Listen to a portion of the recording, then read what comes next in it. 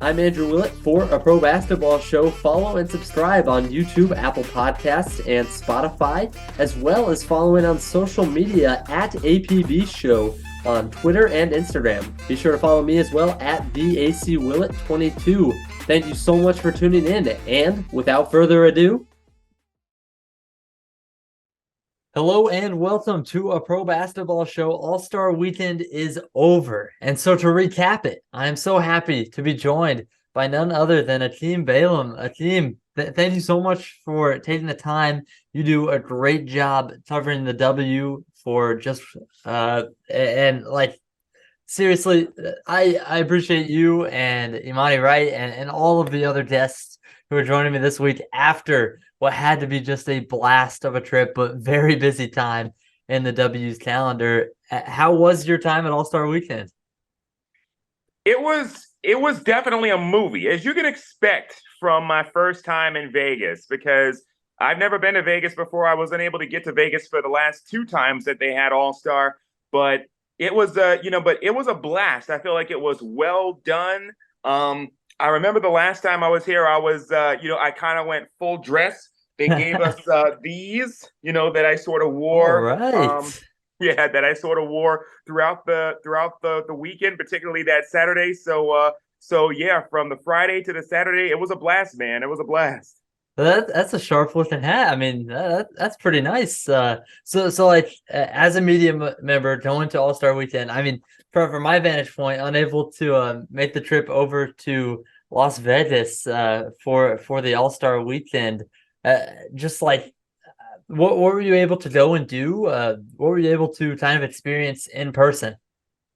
I was able to do a few things. Of course, I wasn't able to do everything because Vegas just has so much to offer. There's no way one can possibly experience all of Vegas in one weekend. But I got to do some things. I arrived that Thursday evening prior to All-Star Friday. So on All-Star Friday, I was working media availability. Of course, I was on press row for the skills competition and the three-point contest.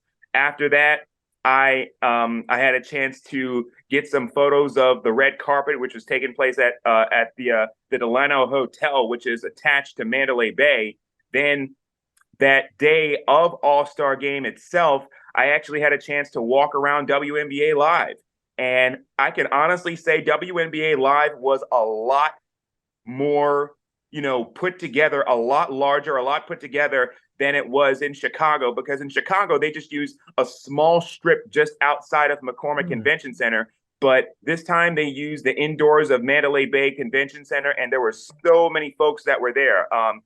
Playa Society was there. The Sports Bra was there.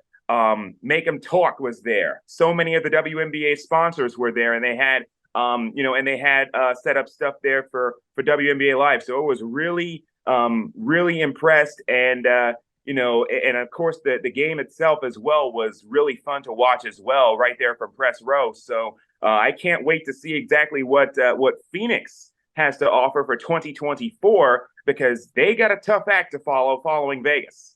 That's wonderful. I'm so happy to hear that. I mean, from your perspective as a media member, how was it? How were you able to see fans able to interact, especially with WNBA Live? I mean, that's so cool that so many different brands were able to be a part of that and just build something from the ground up. I know second year, as you mentioned, and they did a great job. But from the fan experience, how was that? I can only imagine just how great it was, the fan experience, because they had a replica of the 3-point challenge. They had a replica of the skills challenge. They had so many, like I said, so many of the WNBA's partners were there, including Mael, who the W just recently did a new deal with. So from a fan's perspective, I can only imagine like just how much that had to be so fun to experience, and how it more than likely brought in new fans to the sport. So I think for a lot of people, especially given the fact that it was free admission all weekend, I can only imagine that that had to be something that as well had to bring in new fans to the WNBA. I mean, it was, if one wanted to get like the full WNBA experience, especially given the fact that, like you said, there were a lot more interactions with players more so than there were in previous years. I feel like that it was really, really, really well done this time around. That's wonderful to hear, and not to like trash on Chicago or anything, but just the Right. growth. I mean, it's great to hear. It says, I mean, you heard some complaints from the fan perspective. A 2 day weekend can be a little tough, but I mean they nail it. I think this time around over in Las Vegas. I'm happy to hear that you were able to enjoy it. I At some point in the future, I was telling Imani about this. Like I've got to get over there to an all-star game in the future. That's on the it's one of my goals here in the future Yeah. as Well, we have a year out to prepare for Phoenix. So yeah, absolutely. And it's interesting that that I mentioned that because first of all, a 2 or 3 day weekend can certainly be a lot, especially in a city like Vegas that can put a hurting on one's wallet. I know it certainly put a hurting on mine. But yeah, but I actually did a little bit of studying, and it's interesting because when you think about just how Phoenix can really set itself up, it too has a convention center that shares an intersection with the Footprint Center. oh. So exactly. So they can really do a lot as far as like kind of, sort of using that Vegas template for what they can do for their all-star events next year. So your whole experience, you cover all these different events. You hit WNBA live. Is there something that you felt like maybe you wish you could have been able to go and see this, go and do this from your weekend? I feel like if there's anything that I wish that I would have been able to do, I wish that I would have I wish that I would have been able to get to the event that the committee was putting on closer to downtown Las Vegas, a little bit further up from the strip. I was planning on going to that, but it was a situation where I decided, you know what, it would be a lot as far as like trying to take an Uber there and trying to take an Uber back to Mandalay Bay, because the whole thing was, Ubers there can be pretty expensive. And, and on my part, I didn't necessarily really really didn't have a lot of time to really study Las Vegas transportation. So I wish that I would have been able to go to that. I wish I would have, had the opportunity to maybe, get invited to some of the more exclusive events, like involving retired players and things like that. But That would have been awesome. yeah, absolutely, absolutely. So we're a year away from when Phoenix takes place, so I'm gonna definitely keep those in mind. But yeah, I mean, it was definitely an experience. It was definitely an experience, and for those who have never been to Vegas before, trust me when I say those slot machines can be awfully, awfully tempting. Like there wasn't anywhere that I couldn't go and I couldn't see any slot machines. I saw they have slot machines at the Vegas airport. They have slot machines legitimately at the Vegas airport. While you waiting on your flight, you could get on one of the slot machines. Like it's wild. It's pure Vegas, but and that's another thing. It was so hot in Vegas as you could expect. Like I think the day that I had left, somebody had said something about how it was like 125 degrees, but Vegas was a whole vibe regardless. Yeah, just imagine getting delayed in that airport. Like, oh my gosh, you have a chance Yeah. to lose a lot of money there. And then, yeah, with the heat, I mean, it's just even more reason to go and see some of those basketball activities that we're about to get to. Exactly, exactly. And I've already seen so many of my WNBA media sisters and brothers already talk about like, oh, I had flight problems getting back to Atlanta, or flight problems getting back to New York, or wherever it was that they was based. So yeah, it can definitely be something getting stuck at the Vegas airport. But overall, it was a whole vibe. It was a blast. I'm so happy to hear that. I mean, great for the WNBA to just continue to take these steps. Looking forward to Phoenix next year for the All-Star weekend. But let's recap some of these events that took place, because I mean, from the steals challenge, the three-point contest, the All-Star game itself, you had a lot going on. So starting with that steals challenge, what were your uh predictions heading into the still challenge? Because we had Chelsea Gray, Kelsey Plum out there with Alicia Gray, Cheyenne Parker, Sabrina Ionescu and Courtney Vandersloot, and then Arike Ogunbowale and Satu Sabali as the four teams. Who did you see as the finalist out of the first round, and who did you see winning it? Well, it's interesting because when you look at just how it ultimately played out, it's kind of fitting that the representatives from the super teams ended up being the ones who got to the finals. And I remember tweeting because I was doing a lot of live tweeting throughout the weekend.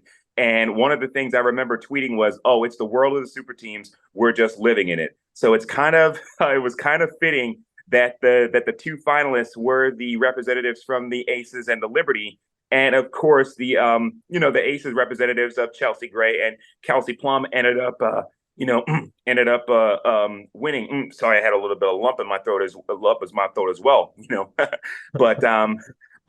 it's kind of it's kind of fitting that happened. So Chelsea and Kelsey won the skills challenge over Sloot and Sab of the Liberty. So yeah, that definitely got the Aces all-star weekend off, on the right foot. Absolutely. And then when you think about just like even the 3-point competition and all the talent that was there. I mean, I typically don't predict these things because they could go like either way. But when I think about just how the 3-point went, and and I think Sabrina was one of the favorites to potentially win it. But what she did in that final round was absolutely amazing. I mean, Sabrina was in a zone. She only missed, I still couldn't believe it. I was on press row recording her final round, and my jaw was open. Exactly. I was legit like, this. Like, is this happening right now? He only missed 2 shots. He only missed 2 shots. And at one I couldn't point, believe it. 20 in a row. She made 20 in a row. 20 in a row. I mean, 20 in a row. I mean, Steph Curry was asked about this earlier today.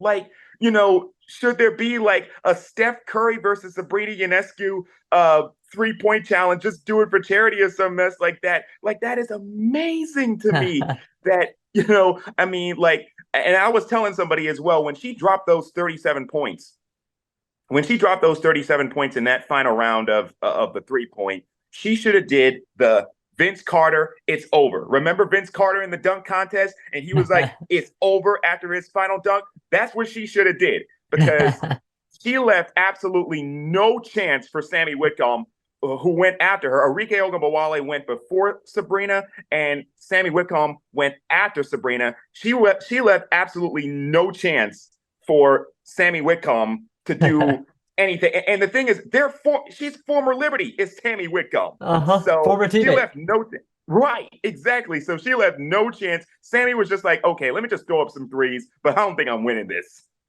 Yeah, well, and to jump back real fast to the Stills Challenge, it was like after she lost that Stills Challenge final, I was like, okay, I kind of think Sabrina's gonna pull out this 3-point contest.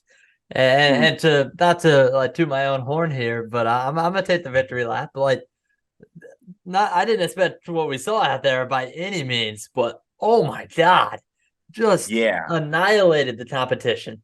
Exactly. Wasn't surprised to see Sammy Whitcomb out there. I thought Chelsea Mitchell might have disappointed me a little bit in that first round. But Arike, it makes sense. But 37 points, hitting both of the starry balls, and 20 shots in a row at one point. Just otherworldly performance from Sabrina Ionescu. Exactly. It was so impressive to watch that. Yeah, exactly. It was so impressive. And when you think about Sabrina, I mean, Sab's low key kind of make an all-star into her thing. Because remember, last year she won the skills competition in conjunction with alongside with Zoe Brooks, who was there as part of the Nike National. That, yes. Yeah, and who eventually, of course, she committed to NC State. But yeah, she won the skills this year, and now she won the 3-point. So it's kind of one of those things where you sort of had to remember maybe in 2024 in Phoenix, is she going to go for MVP? Only time will see. That's a great point. I mean the Steals Challenge, just to wrap up there, Chelsea Gray and Kelsey Plum, like at a certain point too for the Steals Challenge, is it kind of a disadvantage if you have a bid on your team in the Steals Challenge? What was that? Is it a disadvantage if you have a bid like a center or a forward on your team as opposed to the two guards, which we saw the two teams with two guards head to the finals? Oh, that's a really good point. That's a really good point. I think it may very well be a disadvantage to a to a certain extent because the skills competition obviously is more set, is more based on guard play. So it is a bit of a disadvantage if it's one of those situations where you have somebody who's more of a big, somebody who plays more of the 4 and the 5, especially when it gets to the point where you're like dribbling through those through the obstacle course and having to hit those Hmm. long range shots because typically you don't really see that out of a lot of bigs. But it's also a situation I feel like that the WNBA is so talent rich nowadays. Nowadays, you got a lot of bigs nowadays that are playing like they're ones or twos. So it just comes with the territory to a certain extent. That's a fair point. Yeah, not to take anything away from Cheyenne Parker and Satu Sabo, these two very skilled bigs down low. But yeah, you know what? I guess were you surprised to see maybe the mid range jumper cause some problems for all of those teams? Yeah, exactly. Because that's such a strength of so many of those players that were participating in the skills challenge. So so yeah, I mean it was it was a little bit expected, but hey, what can you do? It happens from time to time. It does, and like I thought, Courtney Vandersloot probably could have knocked down that mid range jumper a little bit faster. But Chelsea Gray, Yeah. Kelsey Plum, very deserving winners. I think they won by like 12 seconds in the final round. But Uh, they win the WNBA Steals Challenge, and I think that really played a part in some motivation for Sabrina Ionescu heading into the 3-point contest, like we mentioned. Were you mhm. disappointed in any first round performances from the 3-point contest? Um, I like I was I don't know if I could necessarily say that that I was disappointed. I mean, it was a situation where, if I remember correctly, I think Dejanay Carrington was one of the first. I think she had gone first out of those 6 participants. So so it took her a little bit to get into a rhythm, but I think she ultimately finished with 18 points. But overall, I don't know if I could necessarily say that I was like disappointed in any of those participants because, and I forgot exactly who it was, but one of them, if I remember correctly, she even missed the starry ball entirely. I had to go back and look at at the clips, but if I remember correctly, one of the participants went ahead and missed the starry ball. So I Oh think it was one wow. of the yeah, Huh. missed the starry ball. So and when I say miss, didn't even shoot it. Yeah, just ran So right I past mean, it. Interesting. yeah, so so that kind of took me for a little bit of a surprise, but overall, I think really like the 3-point contest is really my favorite part, really of All Star, whether it's All Star Friday on the WNBA or All Star Saturday or on the NBA side. So so yeah, it was overall it was really entertaining to watch, and that's the thing I think that's even more remarkable about what Sabrina did because when Sabrina had those 37 points, she missed her first shot. And if I remember correctly, she also kind of struggled with her 3-point shooting in skills. So that just made it all the more remarkable. But overall, it was like I said, it was really fun to watch.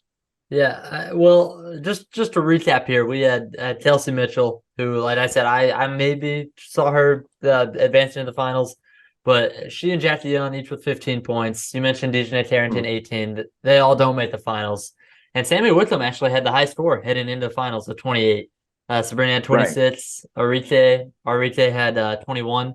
And then the final round, I mean, 11 for Arite Odumbawale, 22 Mm. for Sammy Wickham after just the bombastic performance from Sabrina Ionescu, breaking both the NBA and WNBA record with 37 points and an All-Star game, 3-point contest, and winning the 3-point contest.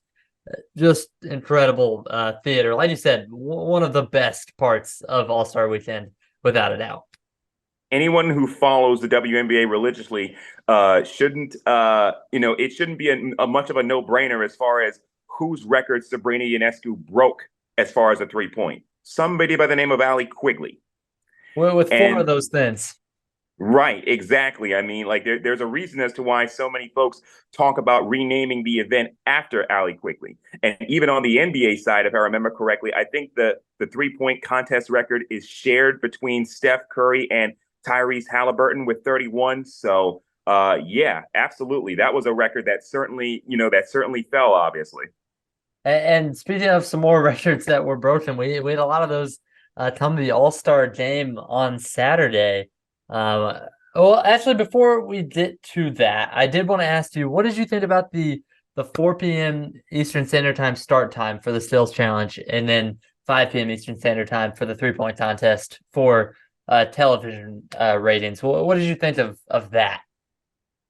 I think it's definitely a catch 22. And I think one of the reasons as to why it is so much of a catch 22 is because of the location of Las Vegas. Las Vegas is on the Pacific time zone. So it's a situation where obviously if you're organizing an event for television purposes for the East Coast, it's a situation where whatever happens on a West Coast city is going to be 3 hours behind. Now, I know that there are a lot of people that were saying, oh, wow, like, why did they schedule this for afternoon on a Friday? And I could definitely understand that.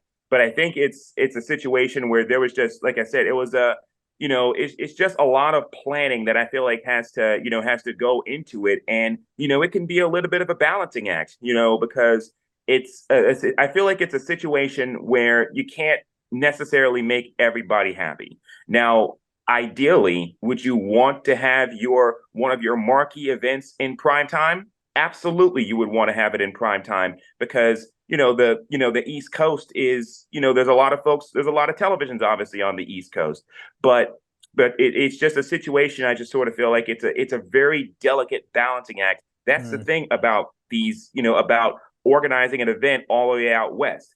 It won't be as much of a problem with Phoenix because Phoenix is in the mountain time zone. So there's only a 2-hour difference as opposed to the 3-hour difference with Las Vegas. So I see entirely what a lot of individuals are talking about when it comes to that. Yeah, I mean, for me, I really would have liked a few more hours into the evening to be able to turn this on and watch just what was a legendary historical performance from Sabrina Ionescu. Still was awesome to see it when it did happen.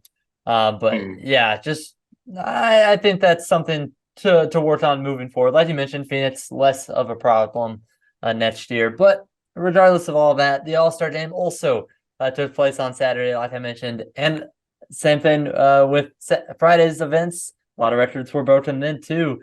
But just to start things off here with you, Akeem, I do want to go through and ask you, because they drafted the rosters a week before. What did you think of the All-Star draft? Which roster did you like more and why? That's a good question. That's a good question. As far as whose roster I liked better. I know it's probably very tempting to say Team Wilson's roster because they're the roster with all the aces, and of course the aces are the best team, and it's in their building. So I can understand why a lot of folks were kind of thinking that maybe it was advantage Team Wilson, but obviously Team Stewart was pretty stacked as well. So these things can definitely go either way. I think really and truly, I think it may have been a split among a lot of folks as far as which roster may very well have been better. But I think when you look at it, I think Jewel Lloyd with her 31 points, the fact that Jewel Lloyd won MVP, I think that was definitely a surprise to a lot of folks. Because if you get a Really? consensus, I think it was a surprise. Because I think if you were to ask a lot of folks, and I even talked about this with a couple of folks on press row when I was there, I think if you talk to a lot of folks before the game, who's going to come away with MVP, I thought it was going to be BG. I thought it was going to be BG because I was talking to somebody from the Philly Inquirer who was right beside me when they called a timeout. I believe it was mid fourth quarter, and I said to her, "Okay, this is the part where Team Stewart runs every single scoring play for BG because, who wouldn't want to see BG get MVP at the All-Star game after, it would just be another step in her amazing comeback story. But she had a good game as well. I mean, she scored 18 points, but when you look at the rosters, I mean, it could have gone either way. I mean, and one thing that I noticed is that really it looked like a lot of the rosters, it was really done a lot by team. I mean, of course, you had all the aces on one roster. You had all the Liberty players on one roster. All three members of the Atlanta Dream were on one roster. So it's amazing just how, when you look at it, how it was really done, like in terms of the team. So it was, you really didn't have a lot of, really didn't see any instances where, say, you had somebody like an Alicia Gray guarding a Ryan Howard, or somebody like I don't know, a Kelsey Plum guarding Asia Wilson. So I noticed how they did that with the rosters this time around. I was gonna ask you about that. We would have had a lot more fun if we would have had that teammate rivalry, I think, and create a little bit of drama, a little bit of smoke around the league. Why not? But Exactly. I think the closest that we got to it, and I think Dewana Bonner, I think DB said this in her media availability, but it's interesting because if I remember correctly, Dewana Bonner was part of Team Wilson, if I remember correctly, and Stephanie White, her Connecticut Sun coach, was the coach of Team okay. Stewart.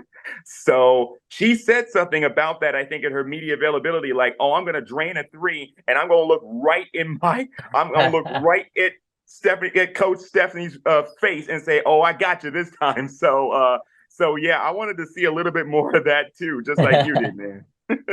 That's awesome. Okay, I didn't know. Yeah, you had both members of the Connecticut Sun over on Team Wilson, coached by Becky Hammond, and then Team Stewart, Right. coached by Stephanie White.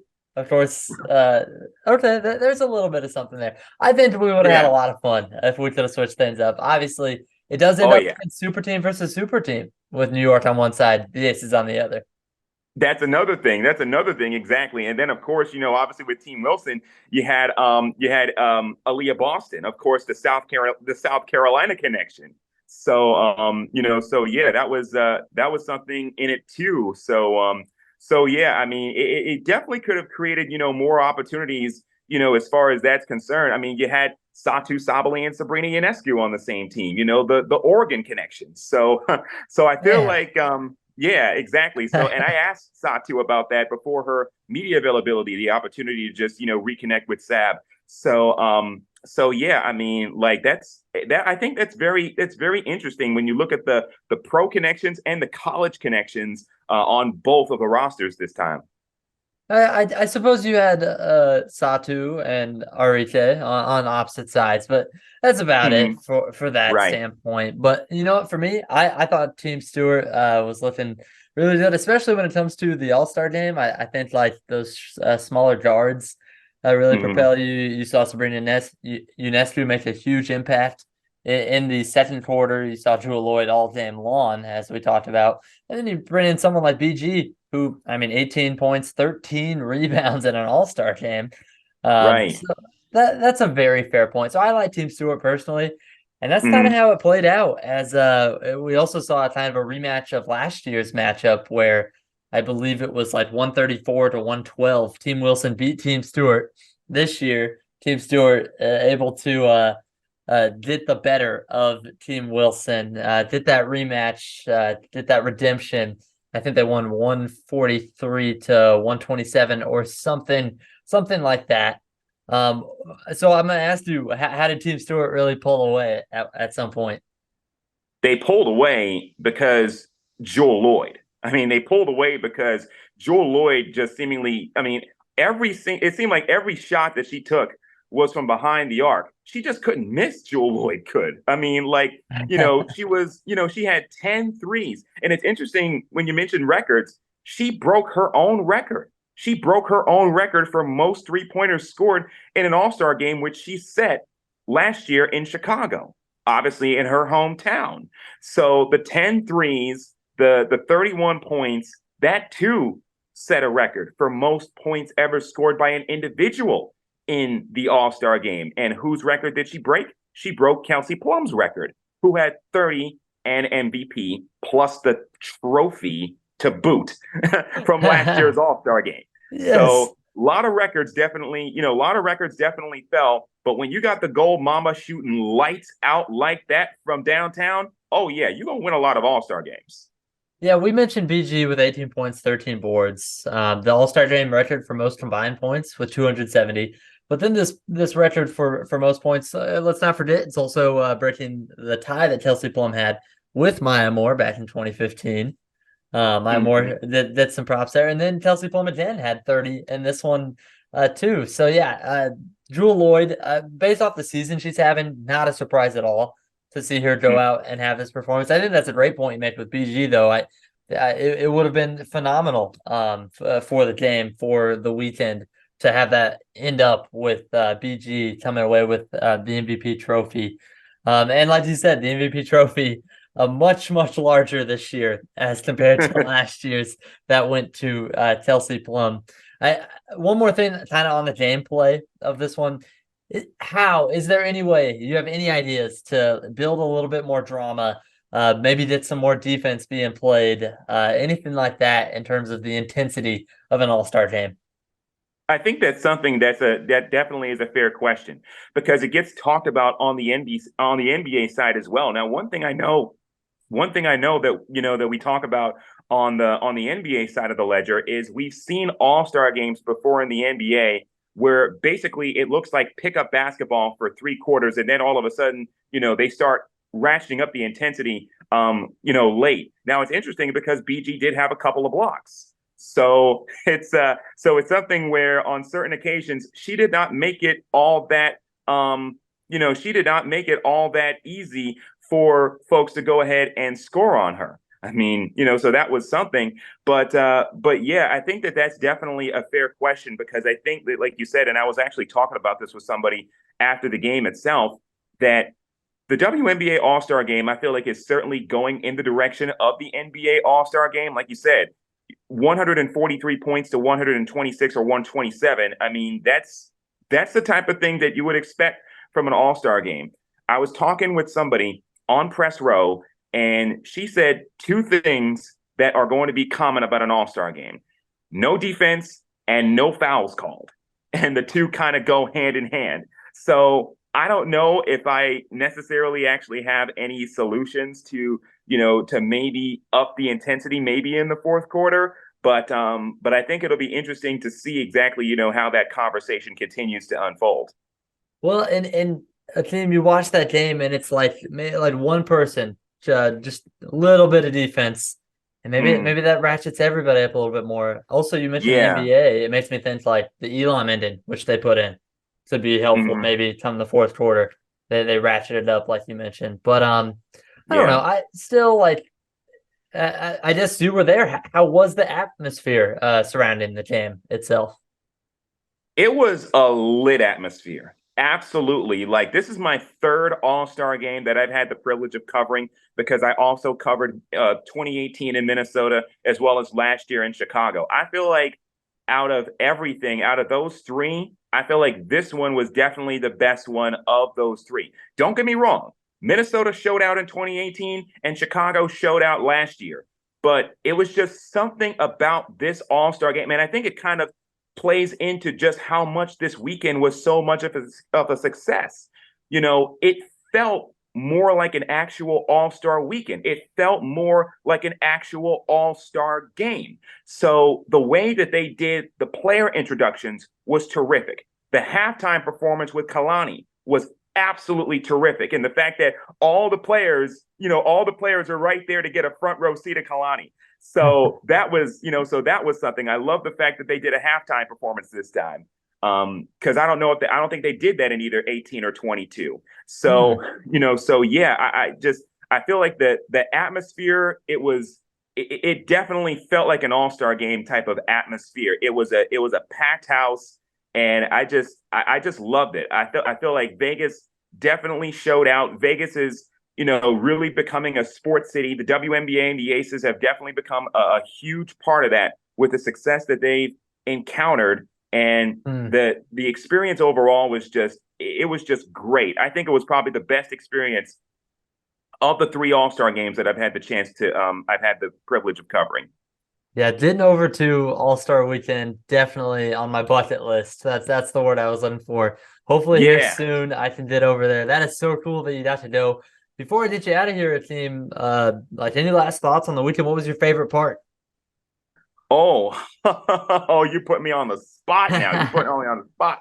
What was my favorite part? It's interesting. I'm sort of saying this because of where I was staying. I was staying at the Luxor Hotel, and it's attached to Mandalay Bay. So I think part of what I really liked about All Star Weekend was the fact that I didn't have to go out into any Las Vegas heat to get to Mandalay Bay, to get to Michelob Ultra Arena, because I know there were a few folks that were staying at other hotels. So maybe it was a situation where maybe they had to Uber to the place, or maybe they had to. I shudder to think what would have happened if they would have walked there in that heat.